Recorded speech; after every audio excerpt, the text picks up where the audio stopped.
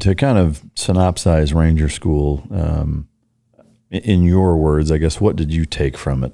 Because it seems like most people say, it's a leadership school and it's tough or whatever, but was there anything that you kind of took away that encapsulated the entire experience? A reality check of who you are. Yeah. That's what it is for me. You learn a lot about, who you are as an individual, the way you lead, the way you follow. If you're a shitbag and, behind closed doors, no one knows, but you start to really understand who you are. Like it's a mirror in essence of who you are as a warrior and as a person. What are you going to do when no one's watching? Are you going to take that knee or are you going to, put your ruck down and go to sleep for 15 minutes? Are you going to stay awake in your foxhole and pull security, or are you going to, the RIs over there, you're going to take that snooze for 5 minutes? Are you going to fuck your battle buddy who's in a leadership position because you're hungry and tired? You learn a lot about those little things. Take aside the patrol, take aside the whole thing. Like you learn a lot about yourself. And then those peer reviews, that's probably the best thing that's ever happened to me. Yeah. I love the peer review system. Shit, man. Yeah. People, when you're hungry, you're tired. The way they do it too, right? You come right out of the field, boom, peer review. So like if you're shitbag for the last 2 weeks, people are going to be very honest about that. And so you learn a lot about you. And my peer reviews were good, but not, there were some improves, right? Like, and you read this, you're like, damn, that's okay. That's how they perceive me. Wow. Okay. Well, I'm that guy right now. Okay, cool. Let me be better. And so the way I looked at it was from, Darby to Dahlonega and the Mountain Face to Florida. One of my goals was obviously to graduate, but to be a better teammate. Yeah. And so that school, they call it a leadership school because of that, because you're supposed to motivate folks and to follow you in some dire situations, unrealistic situations a lot of the time. But to me, it's a mirror of who you are as a leader. And there's two possible outcomes. One, you can be honest with yourself, learn from it and become better. Or two, you can, just quit on yourself and be a shitbag for the rest of your career. Yeah, no, I agree. I think it's a brilliant school. I haven't been, but I know tons of people that have gone, and they all speak pretty highly of it. Is there a single point that you took away about yourself from Ranger School? Yeah. One, well, there's two. One, I'm a hungry Ranger. So you put me in a situation where, like we got Death March, and they gave us 25 minutes to either eat our MRE or go to sleep. There was no choice for me. I ate. Yeah. Probably because I was losing so much weight and I needed calories. But so I'm a hungry Ranger.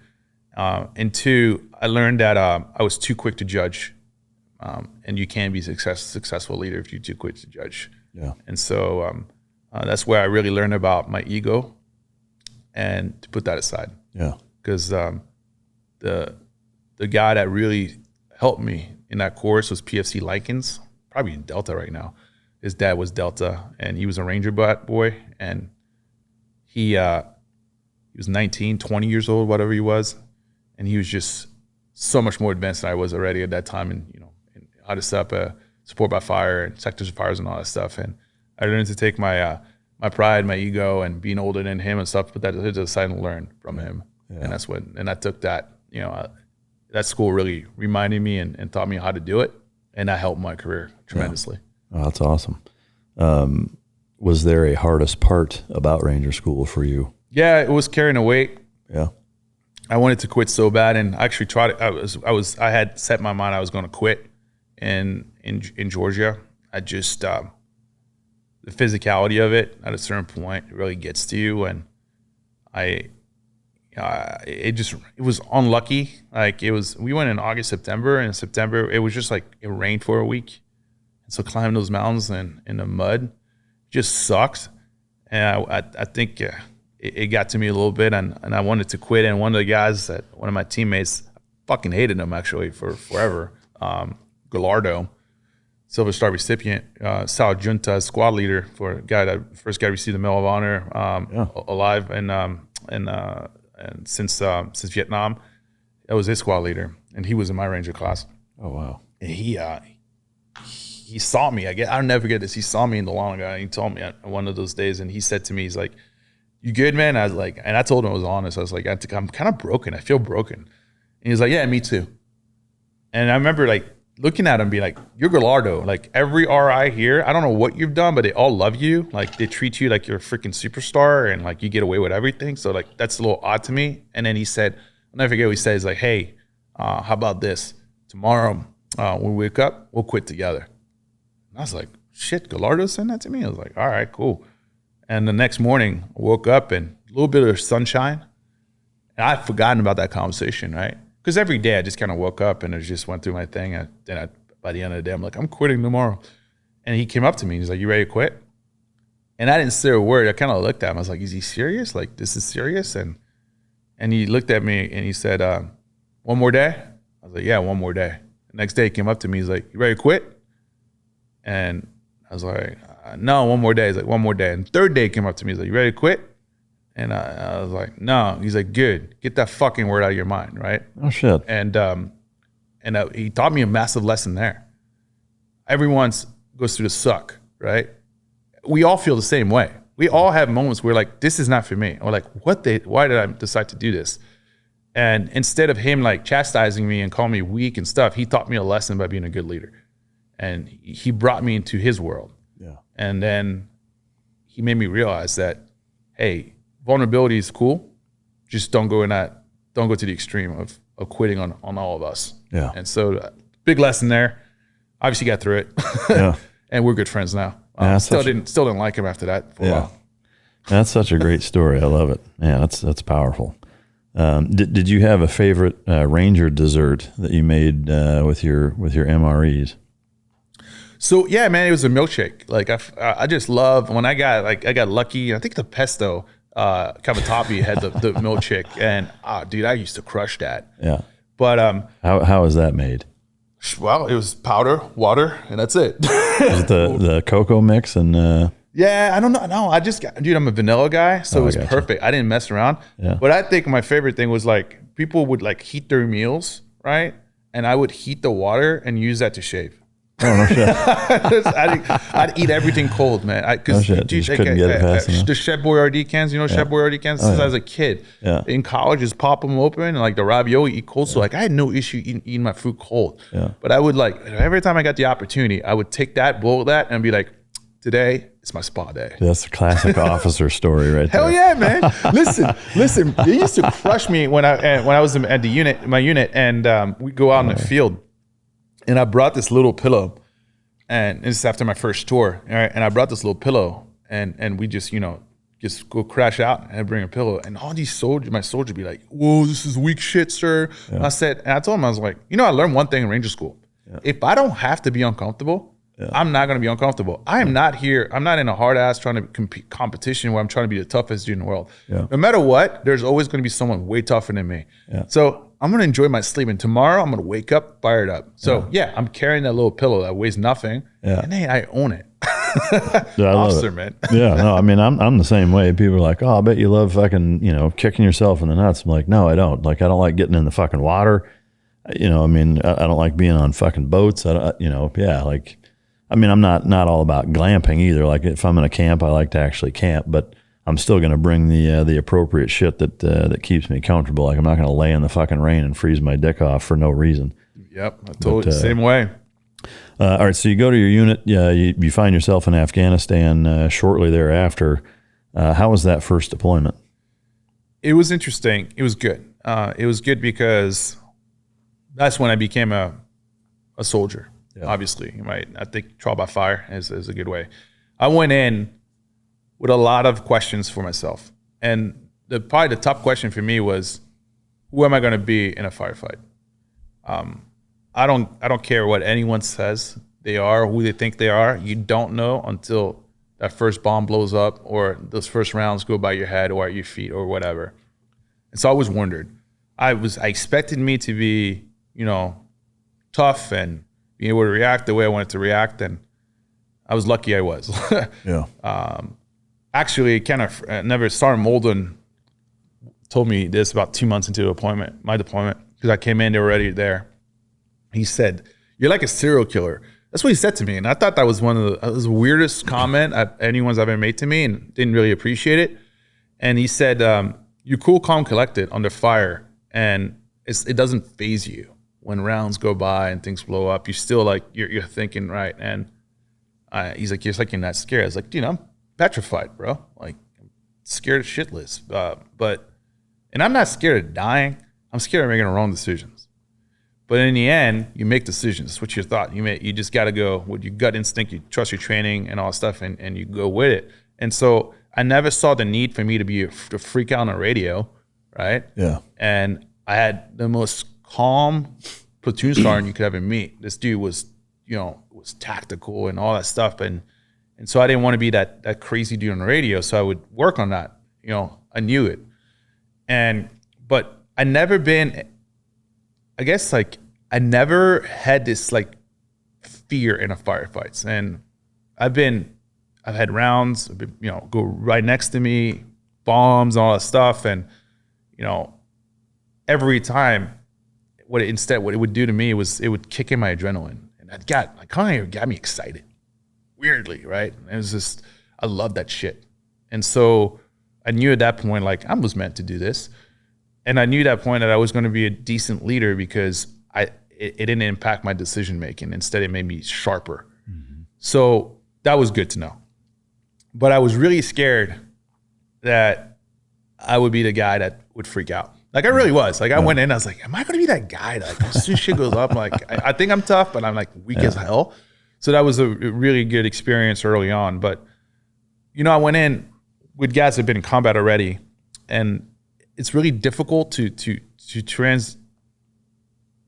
really explain how it feels to go into a platoon as a young leader where people don't really like the new lieutenant already and in the middle of the deployment, and to know that 19-year-old is a hell of a lot more combat experience than you do. Yeah. And you're supposed to go out there and tell them what to do. Yeah. So that's when I took that pride, that ego and that rank, and I put them to the side. And the first thing I did when I got to my unit was I went to my platoon sergeant, first class Corey Staley, and I told him, "Hey man, I'm Lieutenant Groberg." And first thing he said to me is like, "I can read your name tag, sir." I was like, God, killing me. And then I told him, I was like, "Listen, I'm obviously new LT. I'm here. The sole purpose in my life is to make sure that everyone comes home and we accomplish a mission. And I can't do that without you. So I'm taking my pride, my rank, my ego, put them to the side. And I'm asking you, man and man, for your support, your mentorship, your guidance, to make sure I'm the right leader, but most importantly, the most effective leader. And so I'm going to lead to learn from you, but I'm here to make decisions too. I'm not afraid to make decisions, but I need you to guide me in the right direction if you see me, do some dumb shit." And that shocked them, right? Corey was kind of like, years later, it's kind of like, I think that shocked them a little bit because you don't expect that you expect the ego coming in. Like, yeah, that's how most young officers are, Yeah, and that's peacock like, feathers and fucking attitude. Yeah, and it's not. It doesn't come from a wrong place. It's just like excitement usually, and like you get fired up to become a leader, and they tell you you're a leader now, and they put those Ranger tab on you. They give you, that title, and you come in like, I'm supposed to do this. To me, it was like, no, fuck that, man. My job is to, make sure they don't die because of my decision making. Yeah. And I needed that help, and so it worked out really well with him and I.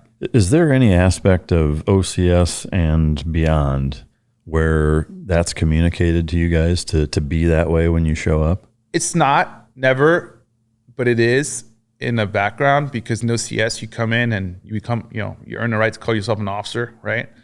But you're mixed in with a bunch of prior enlisted. Yeah. And so if you pay attention to your environment, if you're curious, if you want to learn and grow outside of the, school curriculum, you're going to learn those lessons really quickly. Yeah.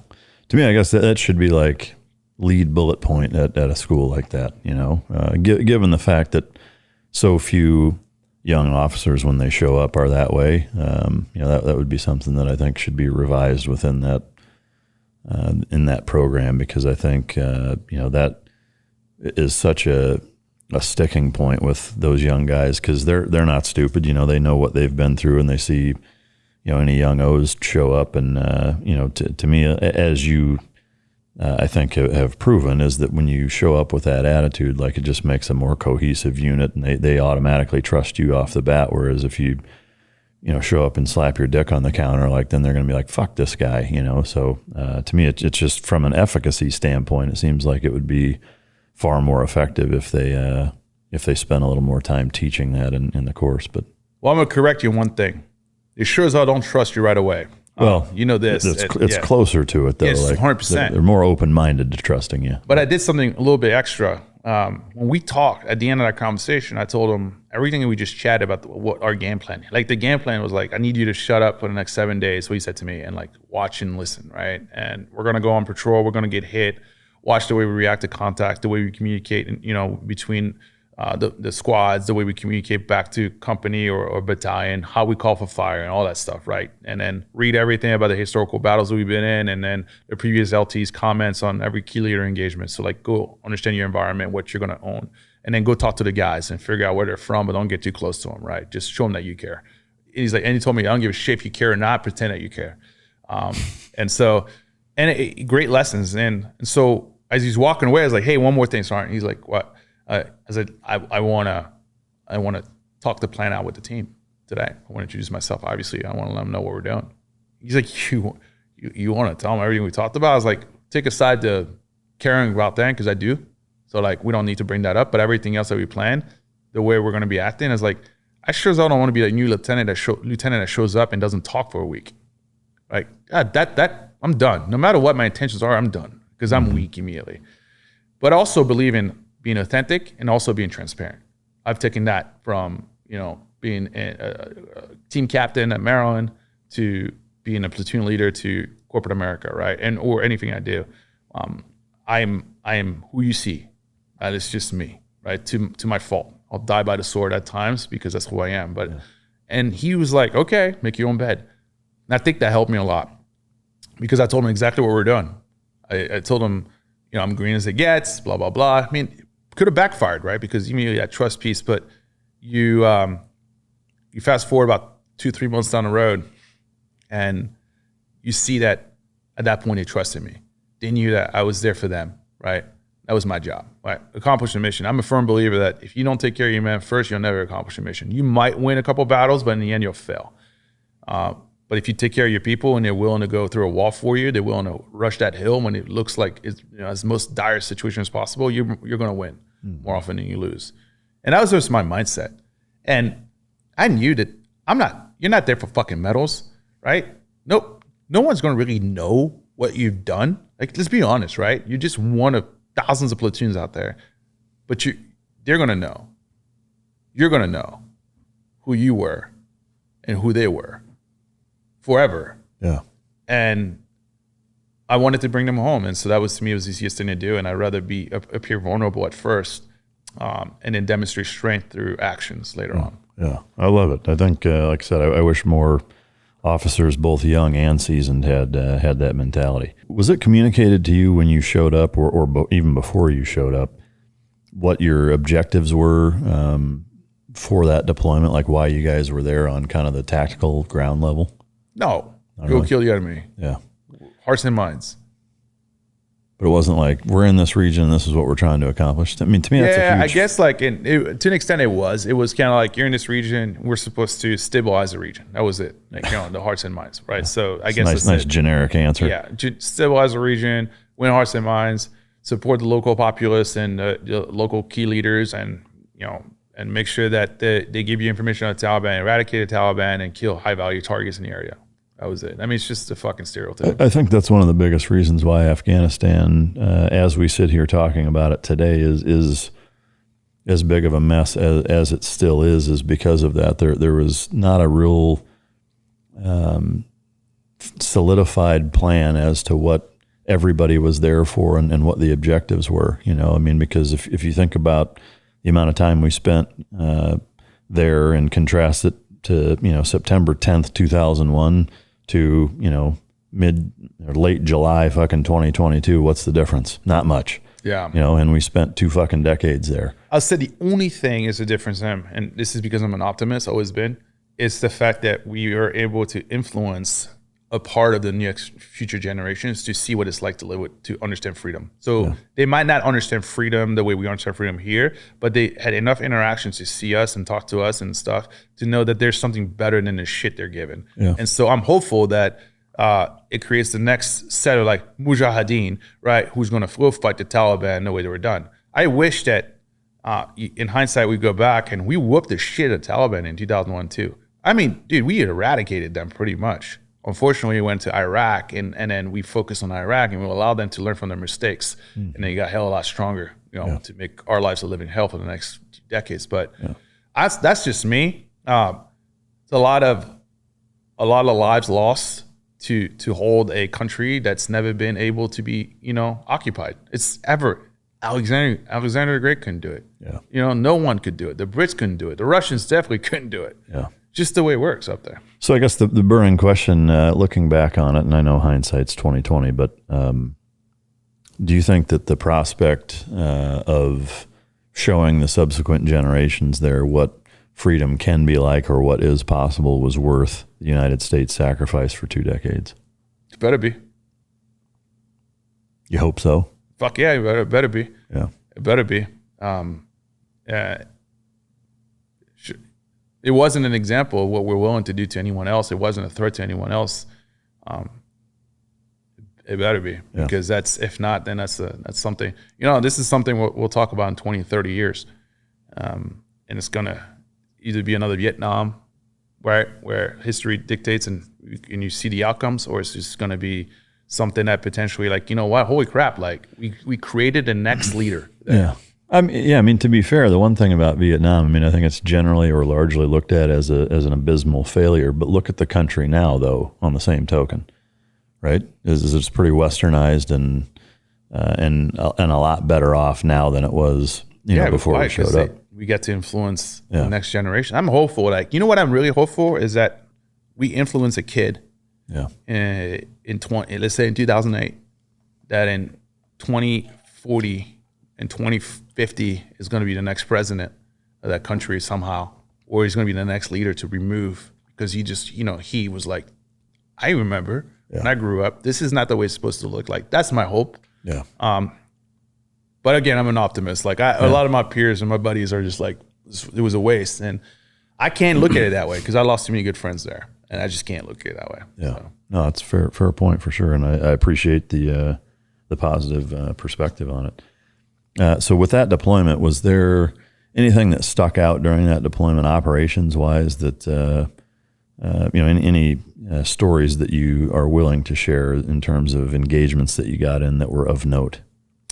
Yeah, there were a few, right? There's one.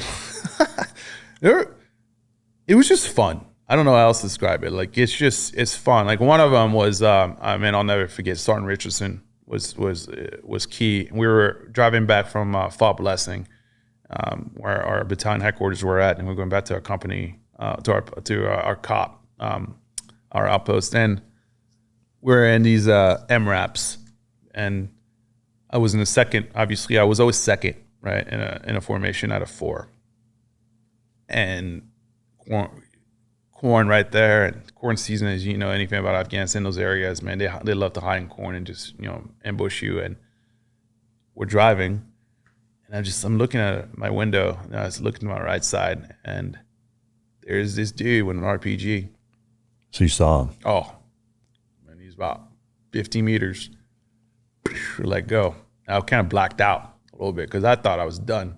And he hit my window, just the top of my window, and it was a dud almost. It just hit and bounced up and blew up and detonate. But guess what detonated? His body. When Sergeant Richardson just absolutely smoked him with a 50 cal. And I remember thinking, like, wow, that is what a 50 cal does to a human being. And second, damn, I'm glad I'm with some professionals. Yeah. Because he saw, and it's, and he's on the gun, and he immediately reacted. Pop, pop, pop, pop, pop. I remember thinking, like, how often we've taken fire from that area. RPGs going after us, PKM, snipers, all that stuff. And that's the first time. And the second time, it was the first time. And after that happened again in August 2012, where I was just like, I think I'm done. like as last I heard time, I was like, that's it. Like, there's no way I survived this. And you're just, it's just happened so fast. There's nothing you can do about it. You just take it. So that was an interesting one. Probably the funnest one was just day 2 at Hanukkah Miracle, where I got up in the morning, go take a piss, and you got these buckets and you have your canopy net and stuff. And there's this guy named McPhee. He was our fueler, big black dude. And I'll never forget it. I hear like a snap, right? And then right in front of me on the wall, sniper, Dragunov. Dude, he took a shot and it went right by my head as I'm pissing. And then I see this guy next to me, McPhee, just screaming, oh shit, sir, they're shooting at us. And I see his big fucking penis just floating out. And over here, like, I'm staring at his penis because I'm like, that is the biggest thing I've ever seen in my life. And he's running around with his pants down and he's screaming. And I just, and then they clicked on me. He's like, oh, we're getting shot at. Like, I'm getting sniped at. So I probably should get out of there. But I remember, like, that was my second day at Hanukkah Miracle and thinking, this is going to be an interesting time. Like, dick's so big, it's more important than gunfire. No kidding. I was like, that is the scariest thing I've ever seen.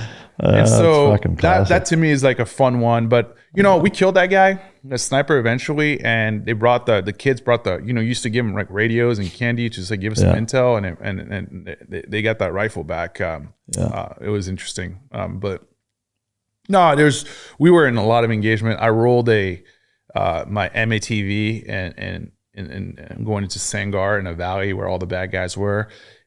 We were doing QRF and we decided to take our vehicles in there just to get there faster instead of walking. It'll take us 4 hours to walk, and we figure if we take the vehicles, we'd get there in 20 minutes. Terrible idea. Yeah. That was another lieutenant dumb idea. Though I blame my driver a little bit, but that was still my idea. Yeah. And so here we go. We rolled this $1 million, this vehicle plus $1 million system. I had a tow system on it.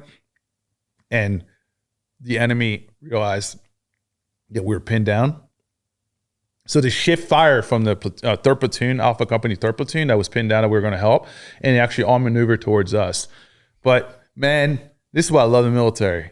You'll get a bunch of 20-year-olds, just dumbass 20-year-olds, and you put them a problem for them, they'll figure it out. They get super creative. So we brought a wrecker in, and we were able to flip the vehicle back and tow it out. So by the time the bad guys got to us, we were gone. Oh, wow. So then that allowed Alpha Company to leave. And so now the enemy's really freaking pissed. I'll never forget that day. It was like the best day of my life. They're super pissed. So they all maneuvered towards Hanukkah Miracle, and it started like lining up our cop. And we shot 12 tow missiles, laws, it was just like for about 2 hours, just the biggest, most beautiful firefight ever. Yeah. That and from our 4 walls, and they're out there in a mountain, and they were exposing themselves, and it was just like, we couldn't believe it. It was like Christmas for us. Back and 4th of July. Yeah, we just absolutely, and they were so mad, and we massacred them. It was a good day.